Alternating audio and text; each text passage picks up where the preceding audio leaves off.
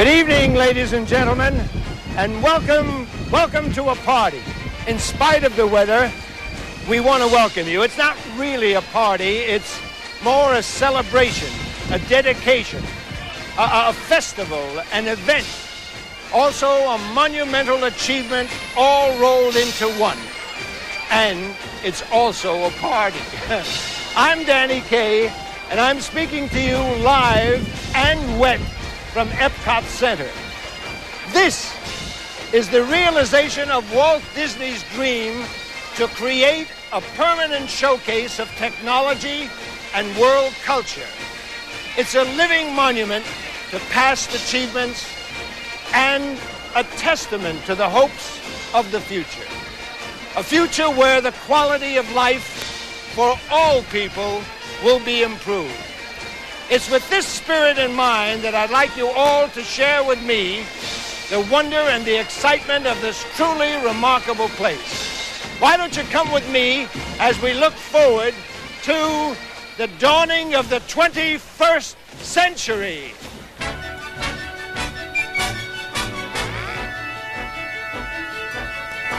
The 21st century's here. It's time for the dream to come true. This glorious figment of one man's imagination. It started a long time ago, continued to flower and grow. From the marvelous mind of that magical man, now the theme of the dream and the fabulous plan are born and just busting to get underway. And the 21st century begins today. The 21st century's now. There's history happening here.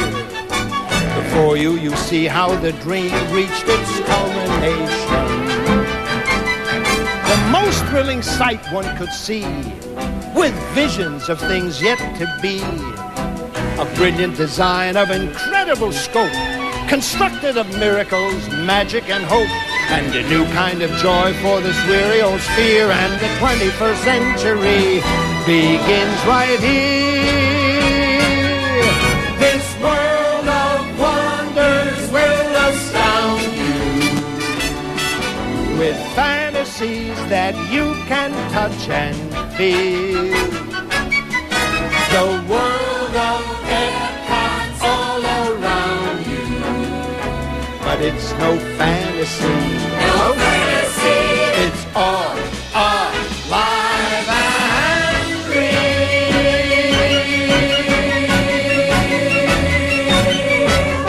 EPCOT, the magnificent dream realized. But maybe you're asking yourselves, well, what's an EPCOT? Well, that's a good question. Is it just another amusement park? No. Number one, EPCOT is the experimental prototype community of tomorrow. And number two, EPCOT isn't just an anything. Oh, no. It isn't just a resort. It isn't just a World's Fair, not just a cavalcade of wizardry, technology, and flair. It's not just Epicurean displays by international gourmets where one can dine, lunch, munch, crunch for days and days and days. Not just a festival of music, dance, the arts, or education, nor a pageant for the senses sparked by wild imagination. Not just communication, nor the bounty of the land, not just the world of motion, nor the ocean or the sand. It's not just transportation, nor light or sight or sound, not just satellites in space, nor the fossils underground. Where EPCOT is concerned, there ain't no justs about it. EPCOT isn't just an anything, it's everything and more. A great deal more than anything the world has seen before. The perfect planned community, the splendorific sprawl. And EPCOT Center is the heart of it all. Just so there's no confusion, EPCOT Center is located in the center of EPCOT. And EPCOT Center is made up of two parts, which is Future World and the World Showcase. It's 2.5 miles from the Magic Kingdom which is also part of EPCOT, which is what the entire 27,000-acre area known as the Experimental Prototype Community of Tomorrow, or EPCOT, or Walt Disney World, is called. Just so there's no confusion. I hear 1,000 voices loud and strong.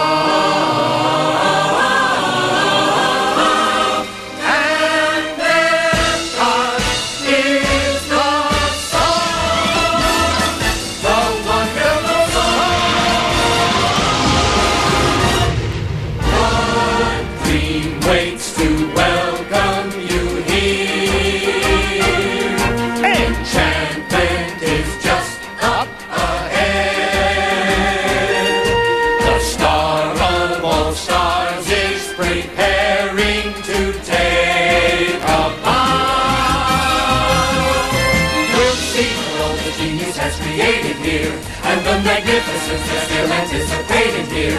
And if we seem more than delighted and elated here, it's because Disney people know how to present the 21st century.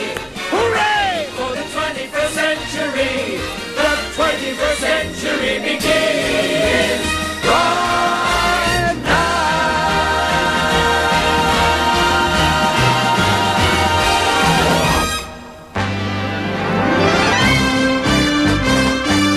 Gentlemen, EPCOT Center, the opening celebration with your host Danny Kaye and guest Drew Barrymore, Roy Clark, Alex Haley, Marie Osmond, Eric Severai, Alan Shepard, Dreamfinder and Figment, Zico and Smart One, the West Point Glee Club, and the All-American College Marching Band. I am here on a little bit of space in front of the entrance to Future World. Now, that beautiful round object behind me, right there, is an engineering marvel called Spaceship Earth, and that is the symbol of EPCOT Center. Now, inside that 8-story geosphere is Walt Disney's tribute to the progress of mankind, from the earliest crude attempts at communicating to the latest projection of life in outer space. One man who knows a great deal about that is Alan Shepard. He was the first American in space and one of the original astronauts. Alan? Hi, Danny. How are you? I'm delighted to see you again. Good to see you, sir. How do you feel? I'm just fine. Well, just good. Fine. Back here on Earth.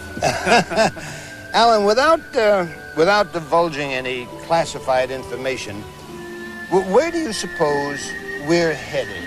I mean, in the terms of the future of mankind.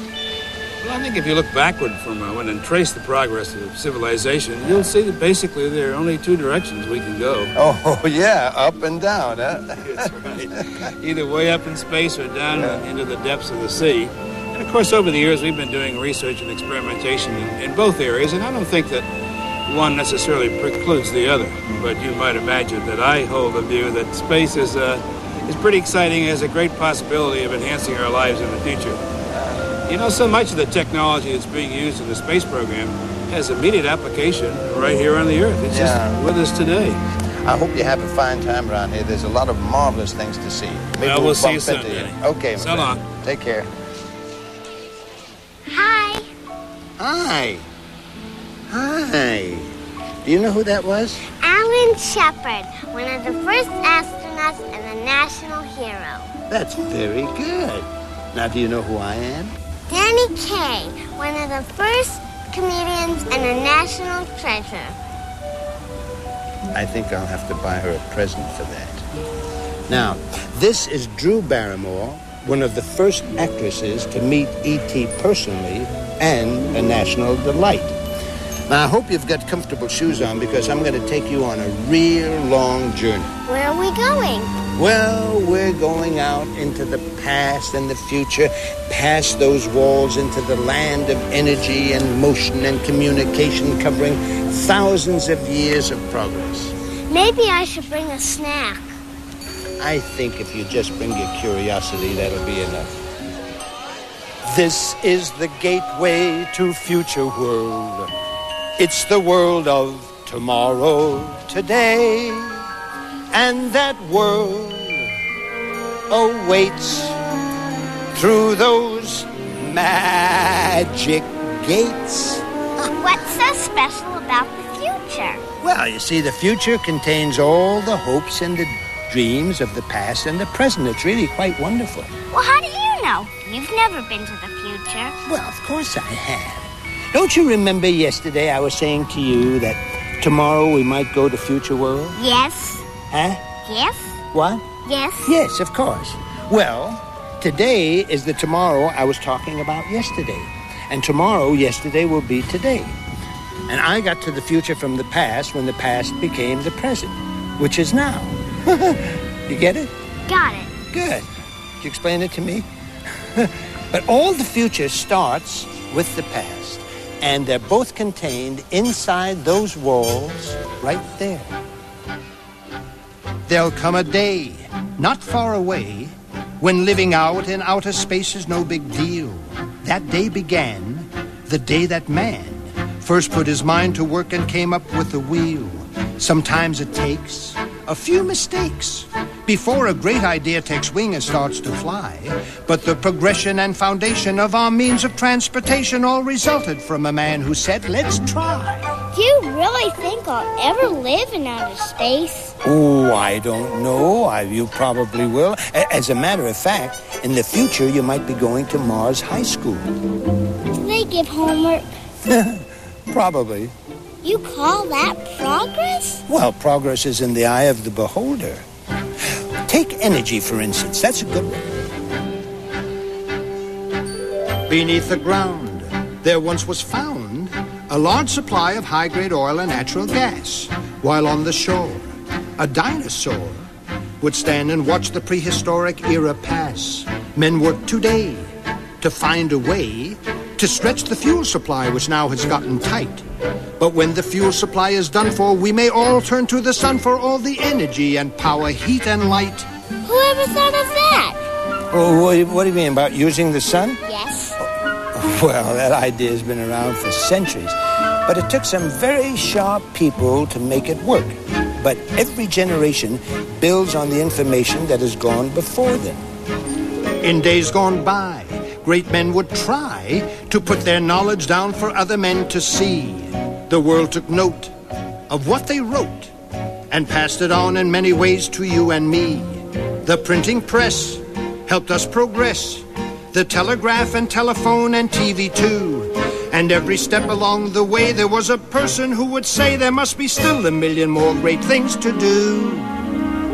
And there were, and there are, and there always will be. And it's all out there just waiting for little old you. Sounds exciting. Well, the future is always exciting, and it belongs to the children. But there's one thing I always want you to remember. Even when you're grown up, you must never stop being a kid. Will you remember that? You will? If you can see the world for what it is and keep that sense of wonder in your heart, well, then I do believe someday you may achieve that perfect state where you'll know all there is to know, and you may grow up to be a kid. If you can keep alive that spark of joy and take delight in everything you see, then I would have to say there is a chance you may be at that place someday where all good dreamers go, and you may grow up to be a kid. Isn't that pretty? If you will always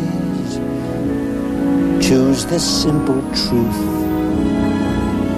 then you will never lose the bloom of youth. You're adorable. If you can walk the road that lies ahead without a doubt or fear where it may lead, your life will be secure, your dreams will all endure, and you will always feel that extra special glow. And you will grow up to be Like you? a kid just like me. Hey, kid, want to meet somebody from the future? Well, I would like to, but that's kind of impossible. Are you telling a personal friend of E.T.'s that's impossible? Wow. Come with me. Okay. I diddly-dee, an actor's life for me. Hello, humans. Greetings. I diddly-dee. Seiko, I'd like you to meet a friend of mine. Say hello to Mr. Danny Kaye. Master Kaye, this is indeed an honor. Yes. Well, no, the honor is all mine. May I ask you a question? Proceed. Do you live around here? I mean, in... Negative, Master Kaye. I'm just a visitor like yourself. Oh, I but see. I do have relatives living in Communicore and an Imagination Pavilion and in some very high places. Well, that sounds like a very good neighborhood. That is correct. You might say I'm a computer chip of the old block. Well, where do you come from originally? I come from somebody's imagination, where all wonderful and incredibly fantastic things come from. He hasn't been programmed for modesty. I think you're absolutely right. Somebody was telling me that about a character named Dreamfinder who lives in the Imagination Pavilion. That is correct, Master Kaye. And he is the latest creation, I hear, and a real expert on the subject of creativity. Uh-huh. You suppose I could meet him? Your wish is my command, Master Kaye. Dreamfinder, this is Master Kaye and Drew. Drew and Master Kaye, meet the keeper of the sparks of imagination, Dreamfinder. It's nice to meet you. And this is my assistant and good right arm, Figment. I understand you're in charge of some very creative things. I would think that would be terribly interesting. Right you are, for right in there, imagination's everywhere. The visions once inside your head exist inside that place instead. Imagination is my game, the sparks of which ignite the flame of your own creativity. And that's real great for you and me. Couldn't have said it better myself. Want to go inside? I sure do. Then follow her. When it comes to imagination, a child shall lead them. Come on, kid, and don't get lost or lag behind. And try not to leave your gum wrappers all over the place. Yes, ma'am, I promise. Come on.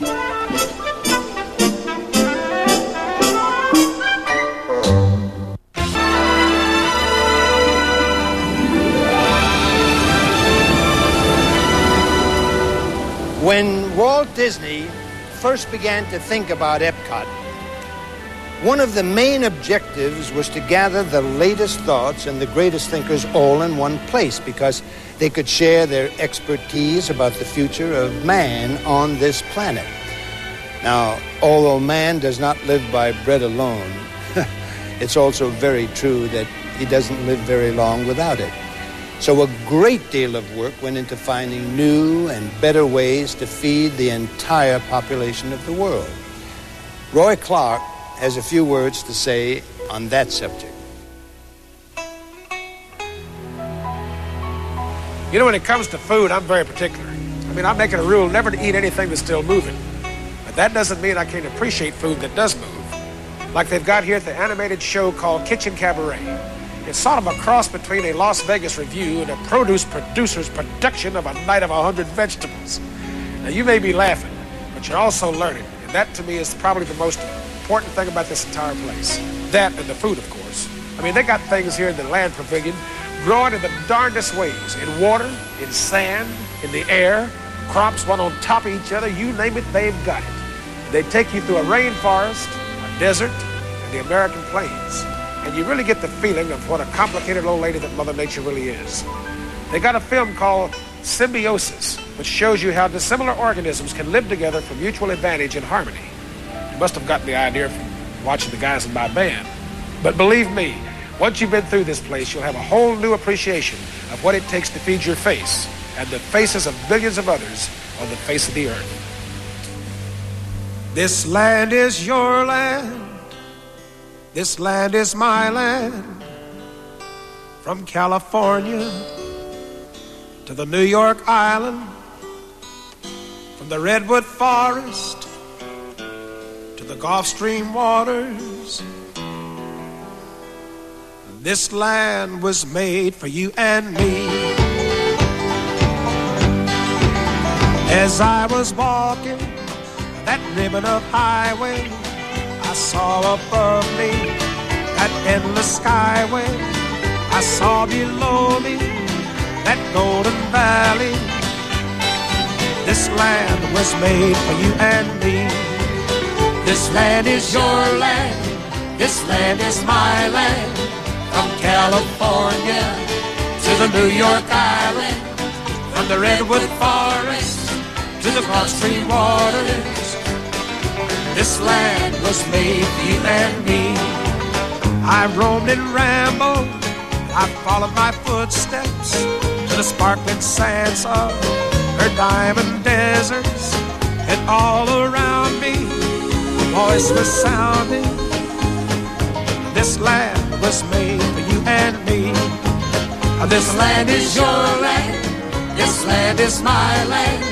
From California to the New York Island, from the Redwood Forest to the Gulf Stream waters. This land was made for you and me. When the sun comes shining, I was strolling, and the wheat fields waving, and the dust clouds rolling. As the fog was lifted, a voice was chanting. This land was made for you and me. This land is your land. This land is my land. From California to the New York Island, from the Redwood Forest to the Gulf Stream waters. This land was made for you and me. This land was made for you and me.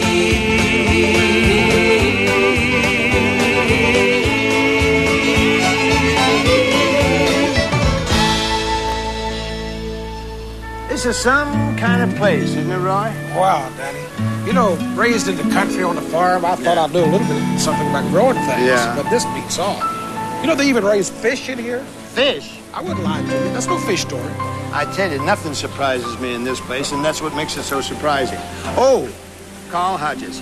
Roy, this is Dr. Carl Hodges. Hi, Roy. He's the Nice to director of the Environmental Research Laboratory at the University of Arizona. He is also the principal consultant to the Land Pavilion right here, and one of the most respected scientists in his field, a deep bow. Yes, he already has my respect. What's new, Doc? Well, the most exciting thing that's new are the possibilities that exist today for eliminating starvation and malnutrition on this planet. Did you know that of the thousands of plants that are possible food sources, that we use only 8 to produce about 90% of our food? And really, most of that comes from only 3, wheat, rice, and corn. One of the things we're doing here is broadening the base by looking at new plants.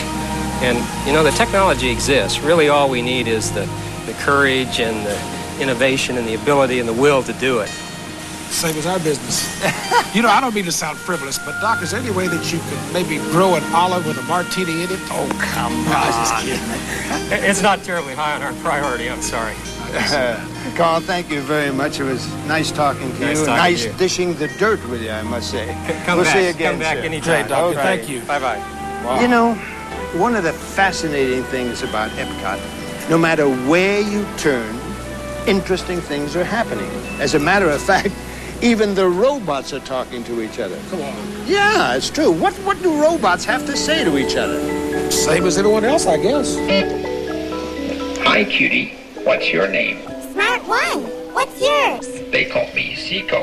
Do you live around here? Sure do. Work here, too. Right in the Communicore. Communicore. What is it that you do? Well, we sort of run the highly complex communication, information, and technological systems for the entire EPCOT Center. This place is completely controlled and operated from a central computer bank. And that includes lights, shows, and all the audio animatronic characters. Wow. Isn't that kind of a big job for such a little robot? I take a very short lunch hour. I must say, this EPCOT of yours seems like a very advanced scientific system. Can you show me how all of this works? Got a minute and 38 seconds? Yep. Park the nuts and bolts over there, Sika, and pay attention. Okay.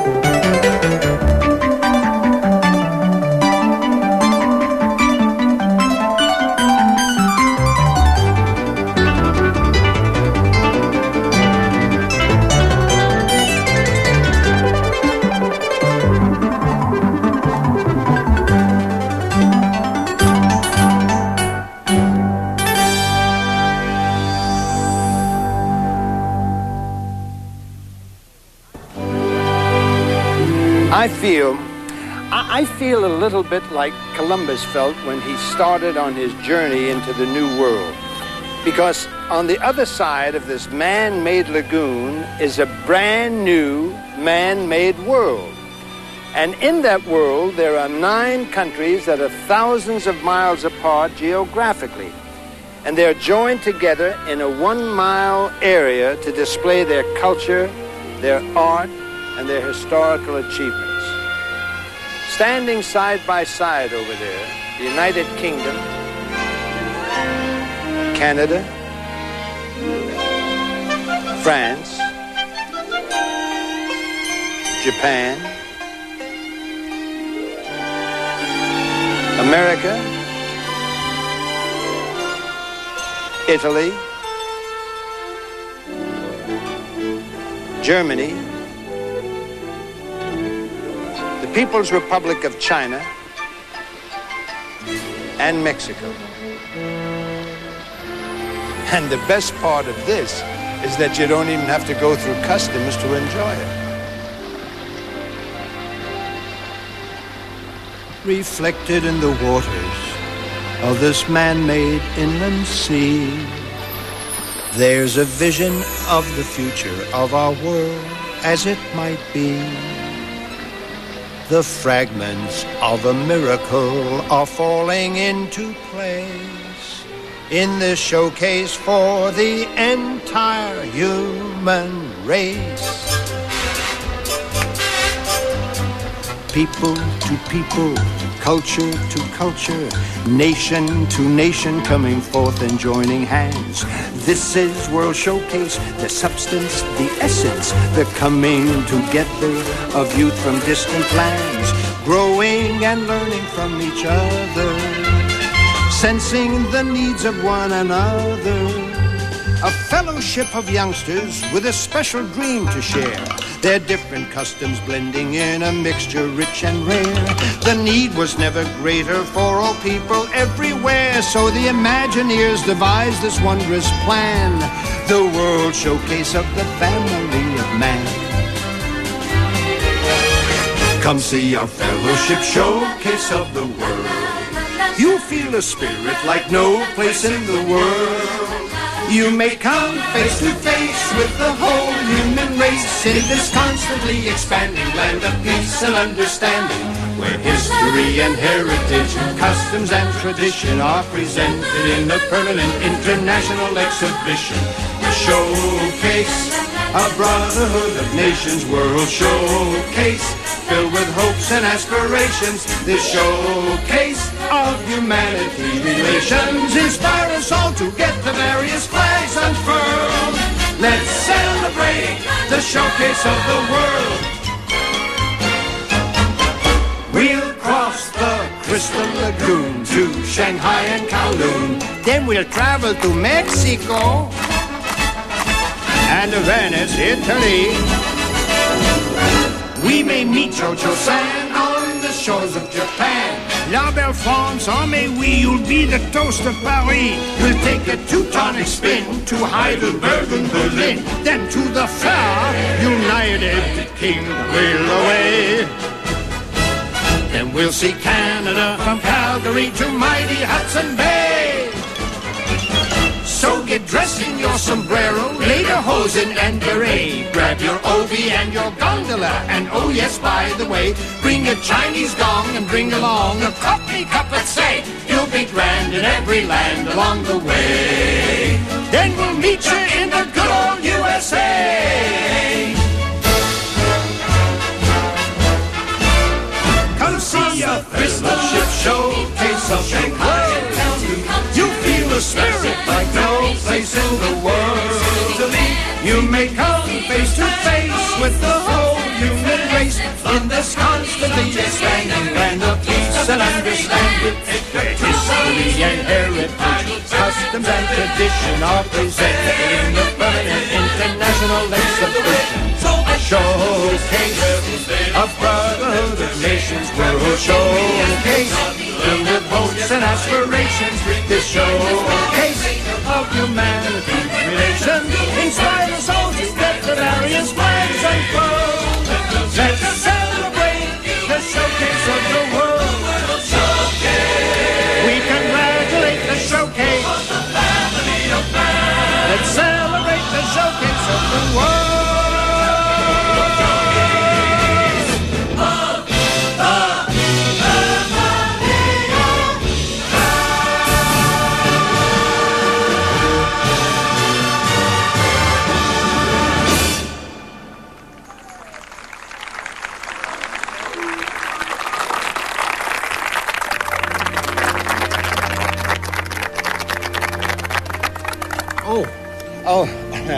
Ladies and gentlemen, these handsome and rather intelligent young people are part of a group who make up a kind of an interesting program called World Showcase Fellowship. Isn't that right? Yeah. Yeah. Well, they're from the various countries represented in the World Showcase, and they work here and study here, and they're sort of unofficial ambassadors for their native countries. Now, I met a lot of them when they first arrived in Orlando, and luckily they had seen some of my pictures, so they kind of knew who I was. Welcome to Orlando. On behalf of Captain Beach and the crew of Flight 647, we'd like to thank you for flying Eastern, the official airline of Walt Disney World. There'll be some new fellowship students arriving in the years to come as new World Showcase pavilions from other countries, such as Israel, Morocco, Spain, join this entire family. Hi, how do you do?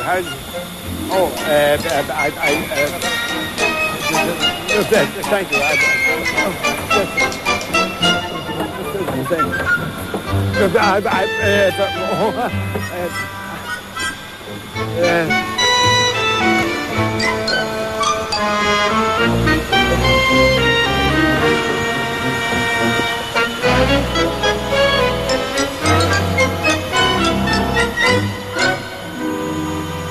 I guess they didn't see my pictures. Stay tuned. Walt Disney Presents will be right back. Disney Presents right here on Disney.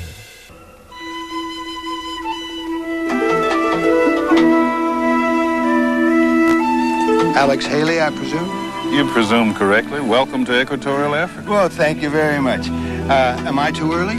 About a year, but it's always nice to see you. I know you've been a consultant to World Showcase since the beginning, so you must have a pretty good notion of what we will all expect to see when the African Pavilion opens. Well, for one thing, we plan to show the beauty, the drama, the energy, the diversity of this amazing continent. Well, who should know better about that than the author of Roots, huh? If I remember correctly, Alex, Walt Disney was the one who said, I would rather entertain people and hope that they learn something from it. And I think you agree with that. Oh, absolutely. And, you know, that's the theory behind all these other pavilions that are soon to open. Sir, it was an honor, and I am very, very proud to have talked with you. And I will be seeing you soon. I think I can find my way out myself. You think you won't need a guide? Not this time. Maybe next time. We'll see you in about a year. Behind me is the American Adventure Pavilion. It represents, in my opinion, the finest achievement of Disney creativity and Imagineering. Using film and audio animatronic figures, the American Adventure praises the accomplishments of our nation without glossing over its shortcomings or dreams yet to be fulfilled. Now, we may have difficulty in reaching our goals, but the fulfillment of dreams seems to come very naturally to a certain young lady named Marie Osmond. And watching her grow from childhood to maturity has been a national pastime for many years. Here are the results.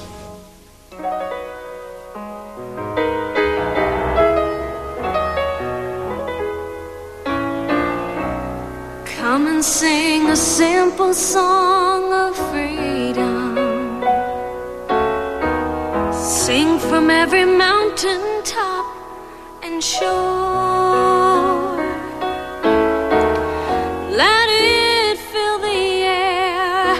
Tell the people everywhere to sing it like they've never sung before.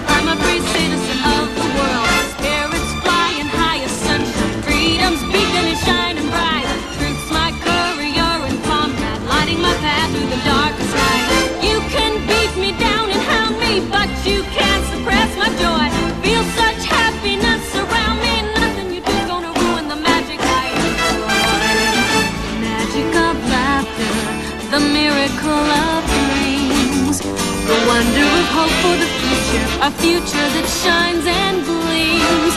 The fervor of freedom, man's human right and legacy of birth. A large helping of sweet independence for every human being on this earth.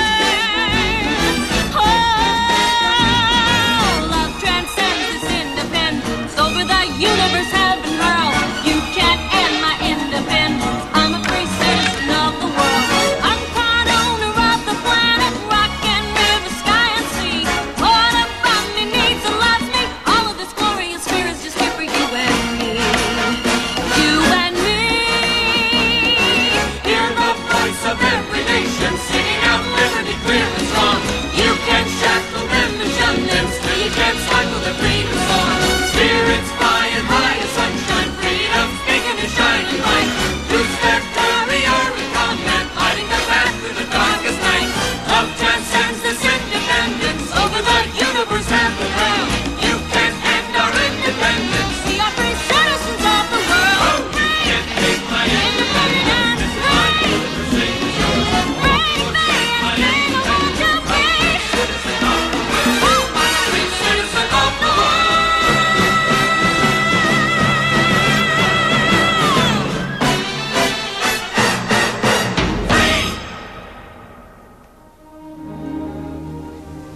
It's been wonderful sharing this world tour with the dancers from the Osmond Folk Ensemble.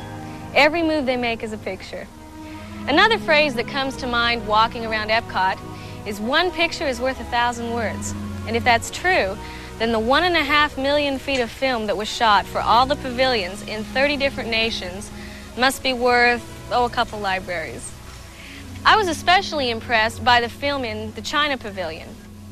The story behind the scenes is almost as remarkable as the film itself. From high over the Great Wall to the grasslands of Inner Mongolia, the Disney film team worked side by side with Chinese production crews to capture the mystery and the beauty of the many faces of ageless China. The quiet beauty and serenity of the Li River was certainly an enormous contrast to the physical hardships endured in the frozen Mongolian wilderness and the sweltering Gobi Desert.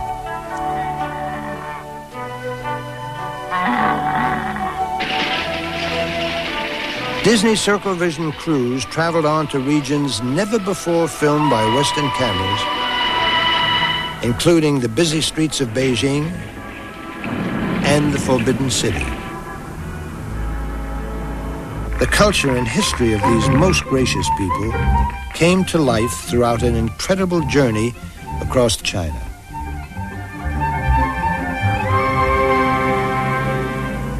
After 4 months on location half a world away, we headed for home with priceless treasures to share with the rest of the world.